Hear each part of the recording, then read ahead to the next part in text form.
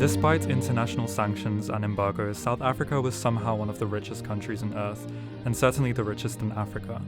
Before any racist apartheid apologists comment anything stupid and racist, no, this wasn't because black people ruined the country with communism. This was because of the USA funding Cold War in southern Africa to combat Marxism in the region. Anyways, glad we got that out of the way.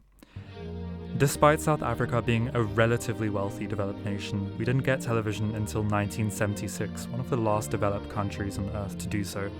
Fucking Antarctica got television before us. To understand the history of why and how this came to be, join me as I tell you about the history of television in South Africa. Part 0. The Situation. The first country to get television in southern Africa is in the country of Southern Rhodesia in 1960, then known as Rhodesia in 1964, then known as Zimbabwe Rhodesia in 1979, then known as Zimbabwe in 1980. It's complicated. This video, however, is not about television in Zimbabwe, partially because not much media of Rhodesian television survives, except from 2 very blurry videos on YouTube. This will be a recurring theme. I'll do my best to keep you clued in on historical events that will affect television in South Africa, but here are a few things I want you to keep in mind about South Africa during this video. Number 1. There are only 2 official languages, English and more importantly Afrikaans, the language spoken by coloured and some white people. Dutch would technically be a language until the constitution was amended in the early 80s, but no one really spoke it at all. This would affect not only what was shown in TV, but also what was archived later on. Number 2. South Africa is very religious, more specifically Protestant, more specifically Calvinist. The 2022 census estimates that 85% of the population are Christian, and although I can't verify it, I'm guessing in the 1980s this number would be higher. As a result of this, South African society, government and media are all much more conservative than in Western countries. Number 3. While today countries like the US or UK want to claim they boycotted South Africa from the start, the truth is murkier than that. A huge amount of South African TV were American-made TV and movies, and weirdly enough Japanese anime too, but we'll talk about that later. Number 4. From 1974 to 1990, South Africa was engaged in a war against Angolan Frelimo forces, backed by Cuba, North Korea and the USSR. I highly suggest you to research this topic because it is pivotal in South African history and the downfall of apartheid. Number 5. Up until 1990, South Africa also controlled Namibia, which was then known as Southwest Africa, though internationally this was unrecognized. Southwest Africa also had German as an official language, and it broadcasted some German programs too. Finally, before this video actually starts, I'd like to apologize because this video will focus mainly on Afrikaans and English TV. This is obviously because less African language media survives, but also because Afrikaans and English are my native languages. Anyway, Part 1, the 1970s. South Africa gets television. The introduction of television in South Africa was very controversial. Hotly debated since the introduction of TV in Rhodesia in 1960, South African ministers claimed that the TV was the devil's box and a tool to, quote, disseminate communism and immorality. But then, this happened. One small step for man, one giant leap for mankind. South Africa missed man landing on the moon. It was the last straw. How the hell did a country as advanced as South fucking Africa miss the moon landing? A commission was formed in 1971 to discuss the introduction of TV in South Africa, and then, in 1976, it finally happened.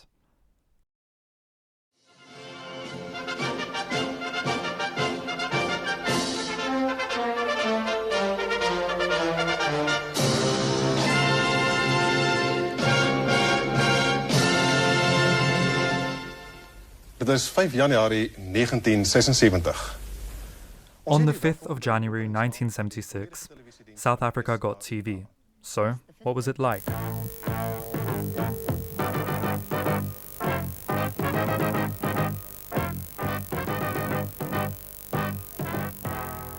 Remember when I said South Africa was religious?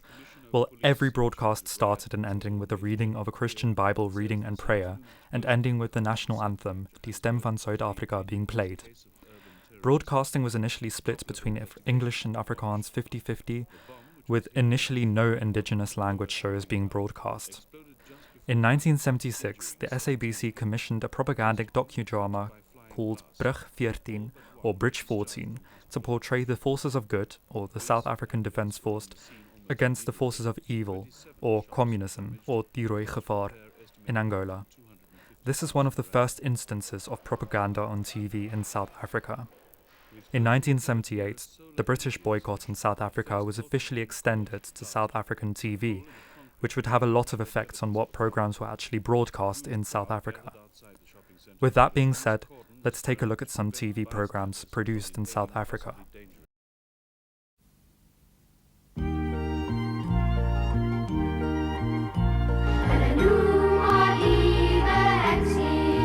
This was, and probably still is, my favourite series produced in South Africa. I literally named my cat after one of the characters, Blommie Kabouter. If you speak Afrikaans and haven't watched this series yet, I would honestly recommend you to watch it. The humour still really holds up, and it's really unintentionally funny. Making its debut in 1978, it tells the story of a, in English, beloved little witch called Lavinia, her cat Martieves, and her friend Blommie Kabouter getting up to mischief in Blommeland. Note, however, how the show mainly uses puppets as opposed to a more modern media like cartoons. Not a lot of local talent, I guess. This will be a recurring theme.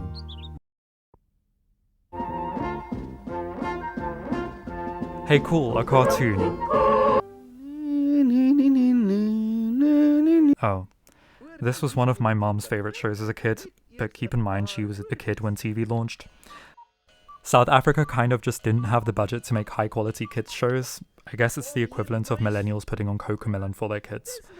They were more focused on making news bulletins and propaganda flicks for the adults, especially considering the war going on and the situation which would follow in the 80s. Wink wink, nudge nudge, foreshadow foreshadow. Fun fact for you all, the few cartoons that were shown in South Africa were actually anime imported from Japan. How the hell did monolingual Afrikaans speakers dub these cartoons, you ask? Well, these cartoons were sold without the scripts, so voice actors kind of just had to watch the anime and guess what the hell was going on. Remember the British boycotts on TV in South Africa I was talking about earlier? Well, quickly the SABC got around this by taking the original English dub of the show and then dubbing it into English again with South African voice actors. If it works, it works. Part 2. The 1980s. When you picture the 80s, you might think roller skates, spandex and hairspray, but if you're South African, something else might come to mind. Goeienaand. Daar kom tye in die geskiedenis van nasies dat 'n keuse gemaak moet word tussen onaangename alternatiewe. Die keuse tussen oorlog en 'n oneerbare vreesagtige vrede is so 'n voorbeeld. Die besluit om 'n noodtoestand af te kondig, soos wat ek vandag gedoen het, verteenwoordig ook so 'n keuse. En vaardigheid. South Africa was basically in a state of civil war and violence levels were unprecedented, as were censorship levels. In 1982, 2 television stations were launched, TV2, which would broadcast in Zulu and Xhosa, and TV3, which broadcast in Sotho and Tswana. With South Africa being in a state of emergency from 1986 to 1987, you can probably imagine television wouldn't show anything critical to the state or supportive of the opposition. International broadcasts such as CNN were banned and wouldn't be shown after 1992 and the end of Apartheid. Any footage of violence in townships were blocked and information was only to be released by police. Television depicting interracial couples were obviously banned, as were nude scenes, explicit language and anything political in nature.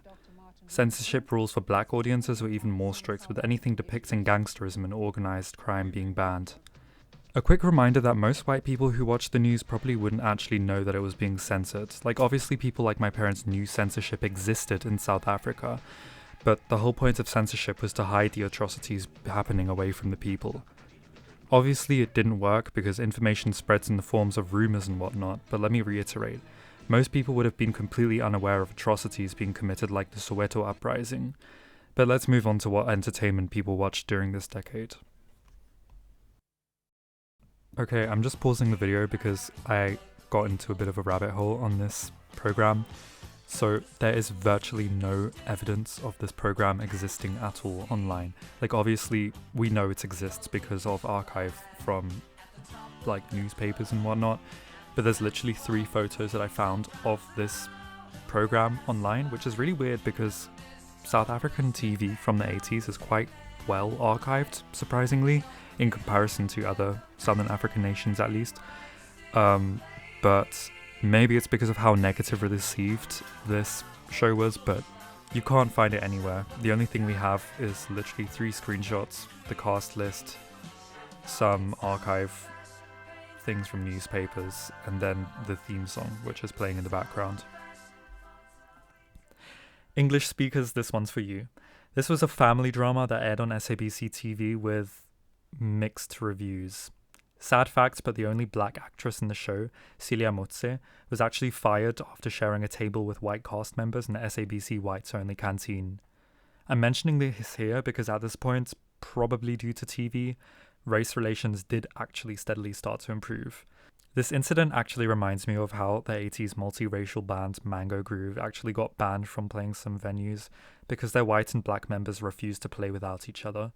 I'll probably make a video later on South Africans who rebelled against apartheid versus those who supported it. Cough cough, Blaise Bridges.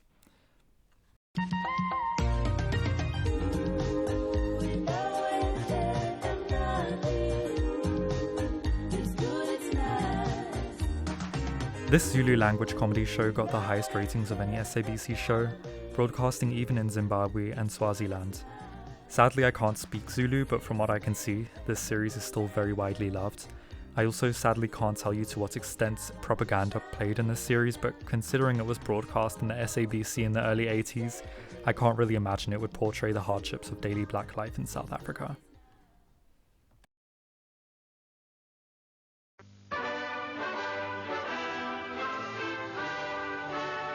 This section is clearly a wildcard, so I'm going to talk about Namibia and Bophuthatswana, not to be confused with Botswana, which was not an apartheid state and which was completely independent from South Africa. But anyway, basically Bantustans were considered to be homelands for black people in modern-day South Africa and Namibia. These included Kaukoland, Ovamboland, Damaraland, Kavangoland, Iskapruvi, Bushmanland, Hereroland, Rehoboth, Tswanaland, Namaland, Bophuthatswana, Kwandebele, Leboa, Venda, Gazankulu, Kangwane, KwaZulu, Xwagxwa, Transkei, Ciskei.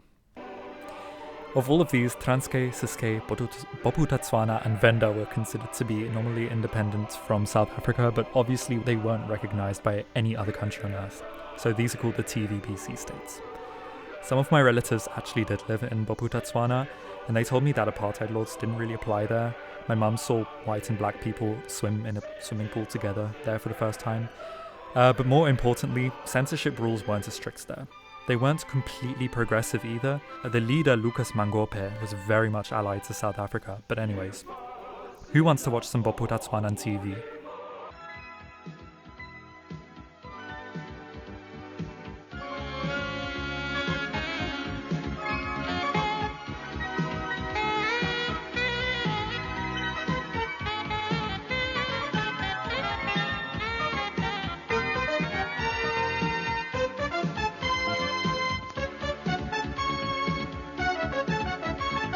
You're tuned to the station with the best programs around, Bop TV. And for a laugh, Well, too bad. The only footage that survives of Bop TV is the 1983 launch and some indents and lineups on YouTube. Honestly, the fact that this exists at all is pretty cool and almost feels like glimpsing into an alternate reality. Bop TV transmitted a lot of non-edited programs, and sadly it still was at mercy to the laws of SABC and could be shut down at any time if it breached any of those laws. But it was immensely popular both within Bophuthatswana and South Africa. In 1986, however, Bop TV was declared a foreign broadcaster and restricted to being broadcast only within Bophuthatswana. Unfortunately, we only have literally 20 seconds of surviving Southwest African TV footage, so I'll just go ahead and show you the footage in full.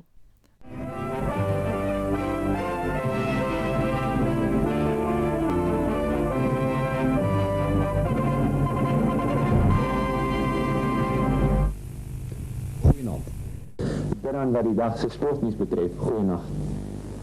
En namens die res van die nuusspan, goeienaand. If you have any access to any TV or news bulletins from Southwest African TV or from Bop Botswana, please upload it to archive.org. Anyways, part 3, the 1990s, South Africa's perestroika. So a little history lesson, in 1985 the world was expecting President P.W. Botha to deliver something called the Prague speech. In this rumoured speech he was going to announce the end to apartheid, that Nelson Mandela was to be freed and that free and fair elections would be held. But then, P.W. Botha delivered the Rubicon speech, saying that South Africa had passed the point of no return and that everything was communism's fault.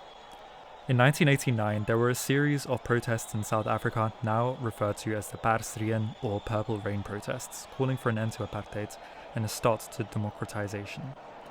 And then, South Africa got a new president, F.W. de Klerk. Good morning. Welcome to the special TV1 newscast. White South Africans are flocking to the polls today in one of the country's most historic referendums. In 1992, South Africa held a referendum that would basically decide the future of the country. I would encourage you to watch this full news clip as uploaded by SABC, but anyway, basically, white South Africans overwhelmingly voted to end apartheid and give black South Africans their right to live as equals in the countries that they lived in. And that brings us to the end of this video. I won't make a video on the history of South African TV from 1994 to present because that would take way too long and also it's just not that interesting. But thankfully, the state of media in modern day South Africa is much more democratic. Thank you to everybody who watched this video, all 2 of you. All sources will be in the description and all videos used as well. Thank you.